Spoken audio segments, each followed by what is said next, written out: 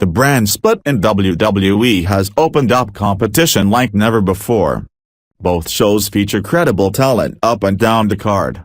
Another significant change with the brand split is the number of titles increasing. The WWE Championship and Universal Championship are both meant to be equal titles, signifying the top prize for Smackdown Live and Raw respectively. Both shows also have women's titles and tag team titles for each of their divisions. Raw has the United States Championship as a midcard title and SmackDown has the Intercontinental Championship. Most wrestlers on the roster have already been held championships on the WWE main roster or will at some point. There is however a small group of wrestlers not anywhere near the level of being successful enough to reach the status of champions. It is hard to envision things changing for these performers to reach that status. We will look at wrestlers currently on the main roster that will never ultimately reach the top of any respective division in the company.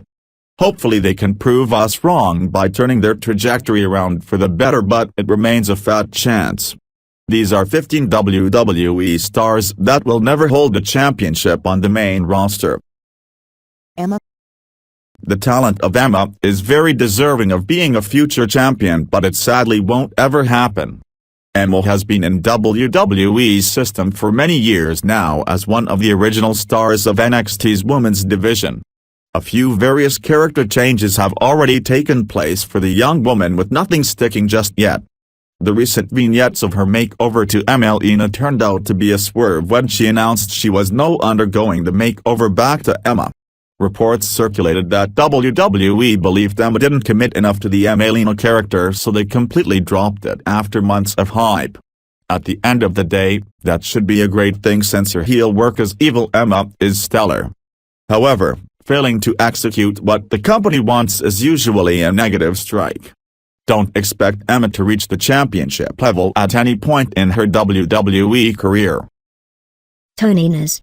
Tony Nese was one of the first signings for the Cruiserweight division. Triple H and WWE management were impressed with the work of Nese in the Cruiserweight Classic. The look and talent of Nese makes him a clear choice that would be worth taking the chance on.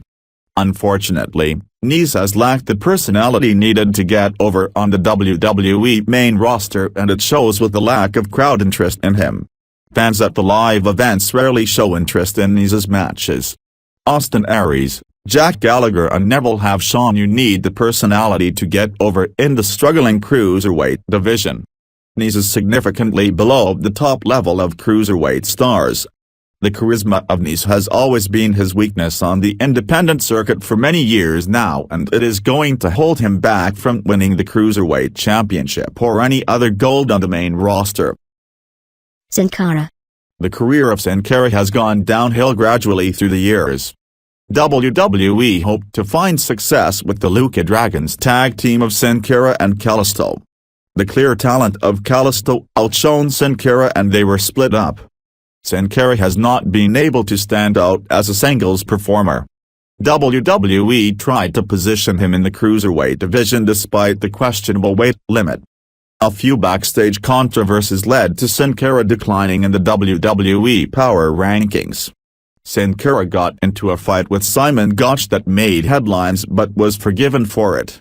The bigger incident saw him get involved in a verbal exchange that almost became physical with respected veteran Chris Jericho. WWE clearly has Sin Cara in the doghouse with no end in sight, and he's not going to get a big push anytime soon, especially towards any title picture that exists. The Vaudevillains. Simon Gotch and Aiden English have struggled immensely to fit in on the main roster. The VAUDEVILLAINS are members of the Smackdown Live brand but are rarely ever on television. Vince McMahon is reportedly not a fan of their gimmick, and it shows in the writing. The only times Gotch and English are used are when WWE needs someone to take a decisive pin or lose quickly. Anyone watching could decipher they are the lowest team on the totem pole. If the VAUDEVILLAINS had any chance of being featured in a more high-profile role, the signs would have shown it by now. The NXT run of Gotch and English was by far the high point of their careers as a tag team. There is the chance that they split up and one of them makes it to a midcard title, But they will never hold tag gold together on Raw or Smackdown Live. Dana Brooke. The women's division in WWE is more important than ever, with the company finally trying to present them as equals. However, that leaves little room for error of the female performers hoping to become stars on Raw and Smackdown Live. Dana Brooke is one of the women that are not able to keep up with the top stars of the division due to her subpar in-ring skills and lack of personality. The athletic ability is there, but Brooke just can't stand out or fit in with the workhorses of the Raw women's division right now. Charlotte Flair, Sasha Banks and Bayley are on a completely different level. A move to SmackDown Live wouldn't help either, with the plethora of names all being better than her. NXT also featured numerous ladies that will get called up. Brooke is significantly below the rest of her competition and won't be a future champion. Bo Dallas. The young age of Bo Dallas at 26 years old gives him a chance to resurrect his career. Dallas did hold gold in NXT when winning the NXT World Championship as the top heel in the promotion. WWE called him up to the main roster to continue the Believe character. It didn't connect with the larger audience, and Bo became one of the biggest flops to succeed in NXT but flop on the main roster. WWE has continued to use him in an enhancement if he ever appears on television. The skills of Dallas just don't translate to major success on a higher level of competition with the best in the world on the active WWE roster. Unless something drastically changes in WWE, there's no chance in hell of Bo becoming a champion. The best bet may be going back down in NXT to be a big fish in a small pond. Jinder Mahal. Jinder Mahal is back in WWE for a second run and is already as irrelevant as he was the first time. WWE actually believed there was potential in Mahal during his first tenure. Rumors revealed that Vince McMahon viewed Mahal as a future top heel. The inability to get over showed how wrong he was, and WWE quickly gave up on Jinder, relegating him to a lower card act as a member of the Jobber Group three-man band with Drew McIntyre and Heath Slater. WWE decided to hire him again following the brand split in need of talent depth. Mahal had one of the most lackluster returns in recent memory, quickly becoming a forgotten man. The physique of Jinder is the only thing about him that stands out. Mahal is still below average in every other aspect of wrestling and should not be anywhere near the title pictures in WWE. Fandango. The best chance of success for Fandango was his early time in WWE with the character. Fandango defeated Chris Jericho at WrestleMania 29 and fans fell in love with singing and dancing along to his entrance theme.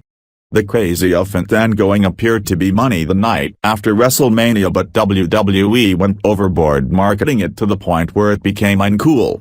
The stock of Fandango gradually dropped through the years, somehow starting at the height of his popularity. Fandango has not been able to find relevance since that time period.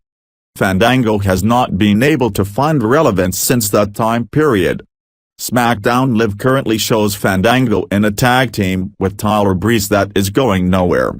Aside from depth and comedic use, Fandango has no purpose on the show. WWE clearly doesn't view him as a future champion and his time may be running out. MOJO RAWLEY.